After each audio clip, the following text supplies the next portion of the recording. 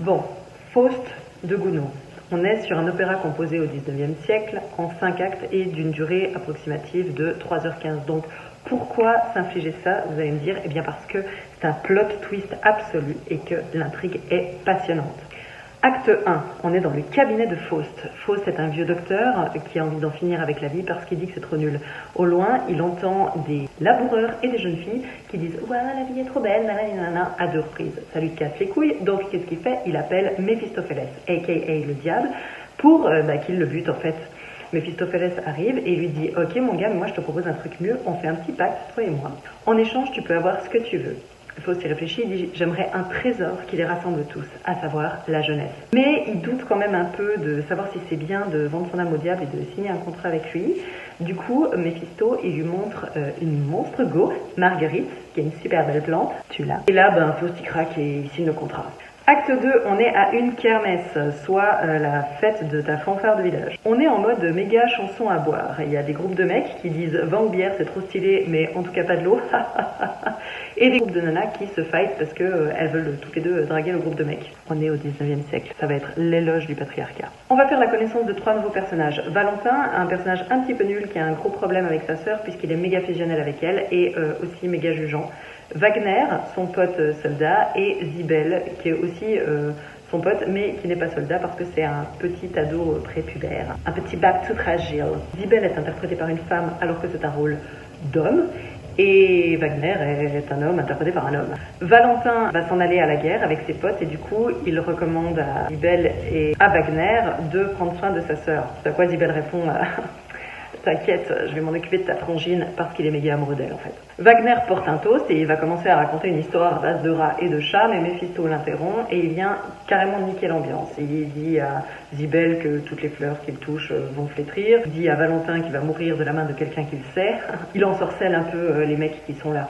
Il se plaint d'ailleurs du vin, une sale piquette vaudoise visiblement, et il la change grâce à son pote Bacchus en un vin bien meilleur qui plaira à tout le monde. Et puis là-dessus, il porte un toast, notamment à Marguerite, pour narguer un petit peu Valentin, ce qui le rend méga vénère. Valentin dégaine son épée, sauf que c'est le diable en face chérie, donc son épée est pétée.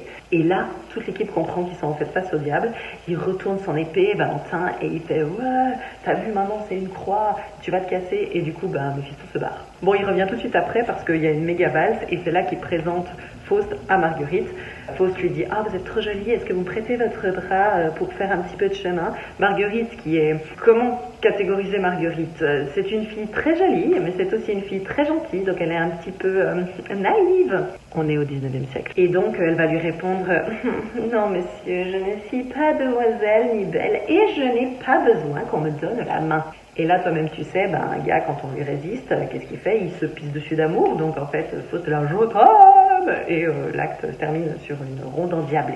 3e acte, on est dans le jardin de Marguerite, et c'est un peu l'acte au milieu où tout le monde on se fait des petits bisous. Donc Zibel laisse un bouquet de fleurs à Marguerite pour lui déclarer son amour. Un bouquet à Marguerite, tu l'as? Et Méphisto, quand il voit ça, il se moque un peu de lui et il dit moi je vais lui filer un coffret de bijoux, et en vrai...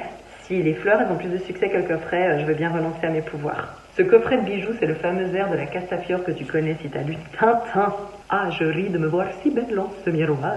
Donc, Marguerite arrive, elle voit les fleurs, elle voit le coffret, et qu'est-ce qu'elle choisit? Parce qu'on est au 19e siècle et que les femmes sont méga vénales. Le coffret, elle pète un câble, elle chante son air de la Castafiore, et puis s'en suivent 2 duos amoureux, si on veut bien. Il y a Dame Marthe, qui est une voisine de Marguerite, qui apparaît et qui va flirtouiller un petit peu avec Méphistophélès.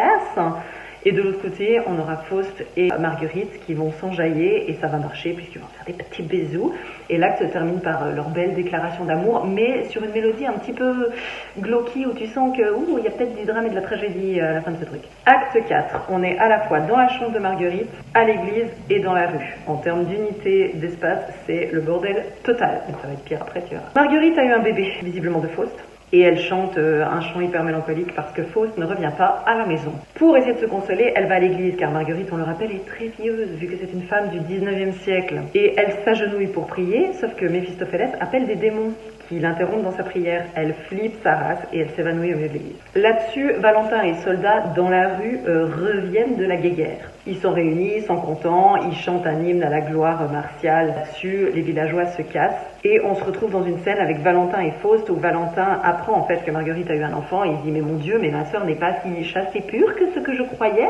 De qui a-t-elle eu ce bébé? Il menace en duel Faust, sauf que Faust, on le rappelle, il est accompagné de son petit pote Méphisto et Méphisto bute Valentin. A plus Valou. Acte 5, beaucoup trop de lieux différents et c'est vraiment l'acte où ça part total en couille. Ça commence avec Faust qui est dans l'empire de Méphistophélès et qui découvre tantôt les petits diablotins du diable qui lui foutent une pétoche d'enfer, tantôt les courtisanes, aka les prostituées-putes, qui viennent lui dire « Ah mec, oublie ta petite Marguerite, nous on est là pour l'éternité pour te servir. » Du coup, Faust est sur le point de craquer, sauf qu'il a une vision de Marguerite avec un putain de ruban rouge autour du cou comme si elle était morte. Ça devient méga glauque, dark, ambiance gothique, Halloween, toi-même tu sais. Donc Faust pète un câble, il dit à son pote Méphisto, arrête tout. Méphisto lui dit, eh oh, t'as promis de me suivre dans mon empire, t'as signé le contrat, non, ne fais pas ce que tu veux, on fait ce que moi j'ai envie de faire. Et Faust lui dit, non, je veux voir Marguerite, emmène-moi près de Marguerite. Méphisto, qui aime bien rigoler, dit, ok, on y va. Et où est-ce qu'ils vont? En prison. Pourquoi en prison? Parce que Marguerite a buté son enfant, vu qu'elle est en train de dévisser du ciboulot. Là-dessus, ils se retrouvent, grand duo d'amour magnifique, où ils disent, bah, c'est toi que j'aime, ouais, moi aussi, c'est toi que j'aime, nanani, nanana.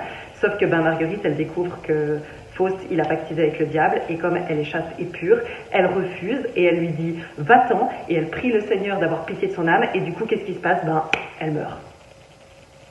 Voilà. Enfin, venez voir, ça va être super.